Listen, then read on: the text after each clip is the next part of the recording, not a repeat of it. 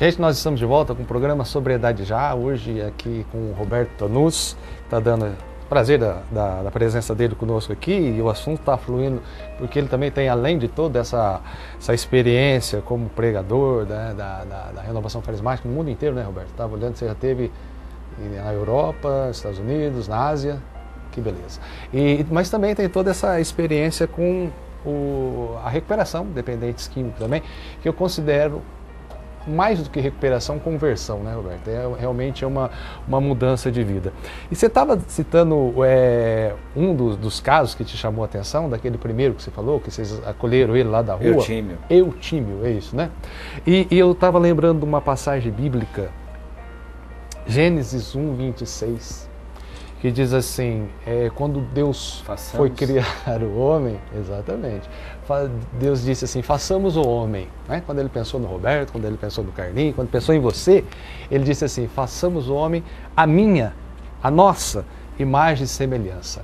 Eu imagino, cara, que não exista situação mais constrangedora para Deus do que olhar a imagem e semelhança dele naquela situação que você encontrou o Eutímio, né? E quantas pessoas que a gente encontra. Eu imagino se fosse possível um diálogo entre Deus e Satanás. Satanás diz, olha lá a tua imagem e semelhança do jeito que está. Então eu acho que não existe hoje assim, uma forma de ofender mais a imagem e semelhança de Deus do que a droga, do que a bebida, que descaracteriza mesmo, né, o ser humano. Hoje a igreja chama a droga de a praga do século XXI. Porque por trás de todos os crimes hoje que está acontecendo está a droga. Sem dúvida. Dissolução das famílias. E é preciso não só conversa, mas planos concretos. Como que hoje as comunidades terapêuticas não recebem o incentivo que devem? Não recebem. A verdade é que o governo tem muito pouca ação, pouquíssima ação, em cima do que se deve fazer, que é o combate à droga.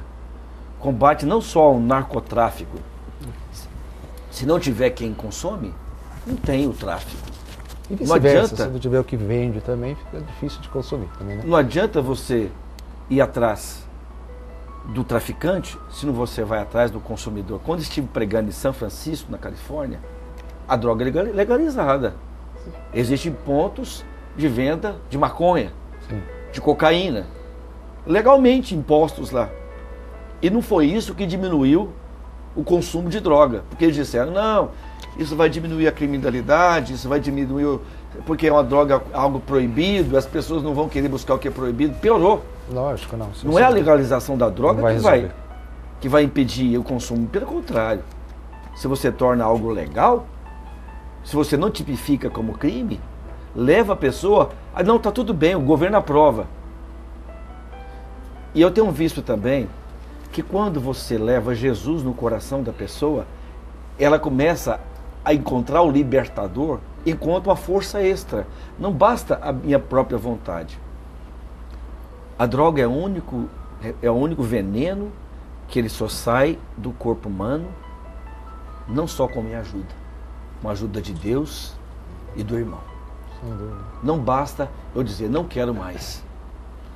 E, infelizmente, nós encontramos um outro tipo de dependente, o codependente.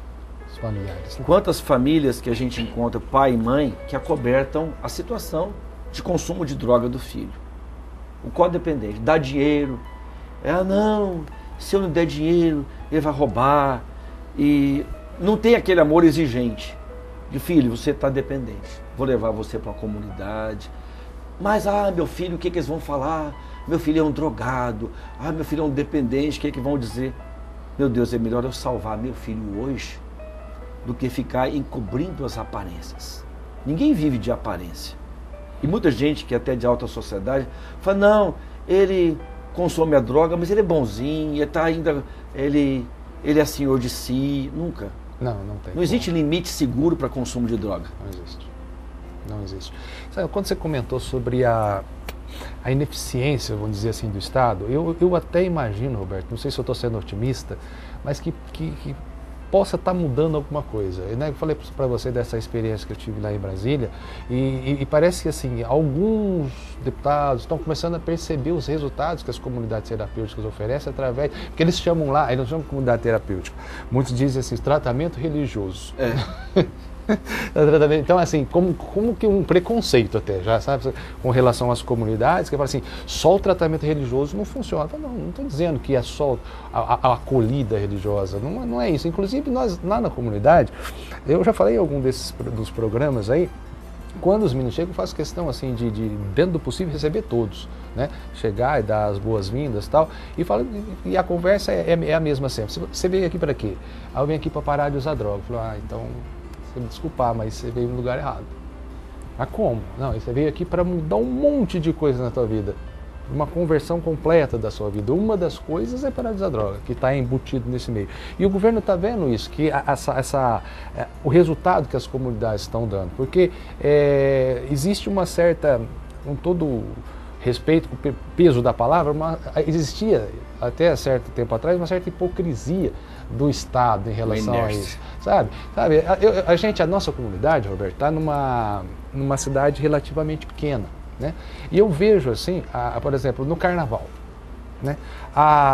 O incentivo que o governo dá, com a preocupação com o pessoal da saúde, por exemplo, com o combate à AIDS, né? Só que aí depois, automaticamente, se tem um incentivo ao consumo da bebida, né? E se você fizer um paralelo na minha cidade... Se dirigir, não beba. Pois só não beba, né? E o resto. Então, mas assim, completando o raciocínio, as pessoas, o governo e a mídia, ela prega, por exemplo, assim, uma preocupação muito grande, por exemplo, contra a AIDS e incentiva as pessoas a beberem, que é a pior droga, que é a droga de porta de entrada para as outras drogas, né? E se fizer uma estatística na minha cidade, e se fizer na sua, se fizer no Brasil inteiro, a droga mata muito mais do que a AIDS. E existe uma preocupação enorme em se combater a AIDS e se incentiva a beber. Né? E a televisão, as principais propagandas são de bebida, e o jovem que está entrando na sociedade, está querendo se autoafirmar, ele pensa assim, não, se eu não beber, eles não vão achar que eu sou adulto. E vê o tio, o pai bebendo ali, e não há um consumo simplesmente social. Quando você vai nessas festas, mas sempre tem alguém que exagera. Não tem. Sempre a tristeza numa família. Gente, nós estamos encerrando esse segundo bloco e nós voltamos já aqui com o Roberto Tanus, no programa Sobriedade Já.